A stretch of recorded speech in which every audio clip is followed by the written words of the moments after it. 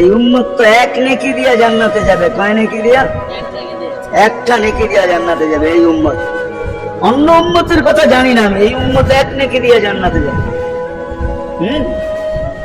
নবীর একটা আদর্শের কারণে জান্নাতে যাবে। সিরত মানি আদর্শ। আর এটা আমরা কদমে কদমে মুহতাজ।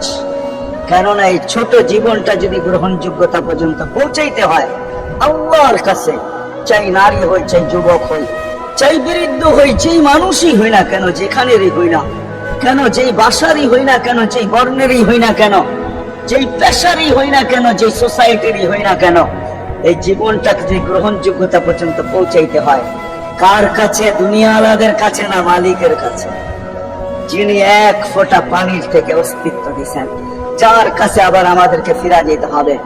পালানোর কোনো সুযোগ নাই। এই জন্যই কোরআন আমাদেরকে বোঝায় আইনাল মাফার। আল্লাহ বলতেছে কোথায় ভাগবে তুমি, বলো কোথায় ভাগবে? নবীর কথাই সত্য। যদিও নাকি পালাও তুমি আকাশেতে না গিয়ে সিঁড়ি লাগাও, যদি আকাশে চলে যাও, তা আল্লাহ বলে তোমার বাগার কোনো সুযোগ নাই। কেননা ইল্লা বিসুলতান, ওইখানেও আমার রাজত্ব, এইখানেও আমার রাজত্ব, ডাইনেও আমার রাজত্ব, বামে আগে পিছে উপরে নিচে সর্বত্র আমার রাজত্ব। আমার রাজত্বের বাহিরে যাওয়ার ক্ষমতা তোমাদের নাই। দ্বিতীয় কথা এটো, আইনা আনা মাআকুম আইনা মা কুনতুম, যেখানে যাবে ওইখানে আমি সঙ্গে থাকব। আমাকে দূর করতে পারবে না। যদি করো তাহলে তুমি থাকবে না, তোমার অস্তিত্বই থাকবে না। কেন আমাদের ভিতরে আল্লাহ নাই বটে, কিন্তু আল্লাহর একটা পাওয়ার আছে যেটাকে রূহ বলে। কুলির রূহ মিন আমরি রাব্বি, আল্লাহর একটা পাওয়ার, একটা সিফত, সবচেয়ে শক্তিশালী পাওয়ার যেটা, ওটা আমাদের ভিতরে আল্লাহ ঢুকায় রাখছেন, যেটাকে আমরা রূহ বলি। কোরআনের ভাষায় রূহ বলে, বাংলা ভাষায় আত্মা বলে। যেটাকে আমরা আত্মা বলি ওটা আল্লাহর হুকুম ছাড়া কিছু না। আল্লাহ বলে ওটা মনে করে নাও আমি তোমার ভিতরে আছি, কেন এটা আমারই জিনিস। কুলির রূহ মিন আমরি রাব্বি, আমাকে পৃথক করলে আর তুমি থাকবে না। তখন তোমার চক্ষু থাকবে আইন লা তানজুর, তোমার চক্ষু থাকবে দেখবে না। উযুন লা তাসমা, কান থাকবে শুনবে না। লিসান লা তানতিক, জবান থাকবে কিন্তু জিহ্বা থাকবে কিন্তু বলবে না। আকলুন লা তুমাইয়িজ, তোমার মগজ থাকবে ভালো মন্দ বুঝবে না। কলব লা তাতাফাক্কার, দিল থাকবে কিন্তু চিন্তা করার ক্ষমতা তোমার থাকবে না। ইয়াদ লা তাফতিশ, হাত থাকবে ধরবে না।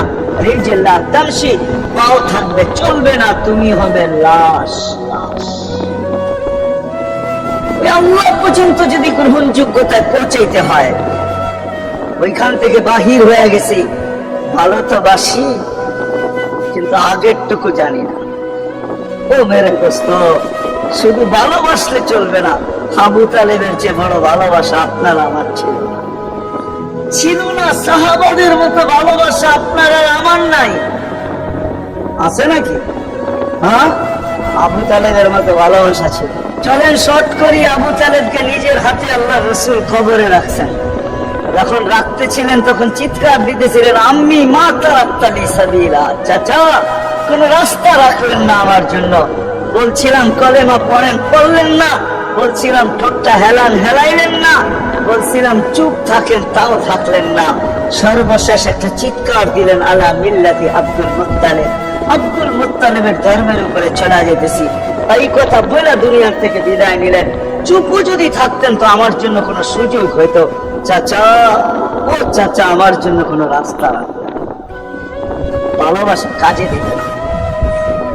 এই জন্য চলেন, জীবনটাকে গ্রহণযোগ্যতা পর্যন্ত পৌঁছাইতে হইলে কদমে কদমে মুহাম্মাদুর রাসূলুল্লাহর আদর্শ, যেটাকে আরবি ভাষায় সিরাত বলে, যেটাকে ক্যারিয়ার বলে। আল্লাহ রসুলের ক্যারিয়ার লাগবে, আল্লাহ রসুলের আদর্শ লাগবে, আল্লাহ রসুলের সিরত লাগবে, আল্লাহ রসুলের চরিত্র লাগবে।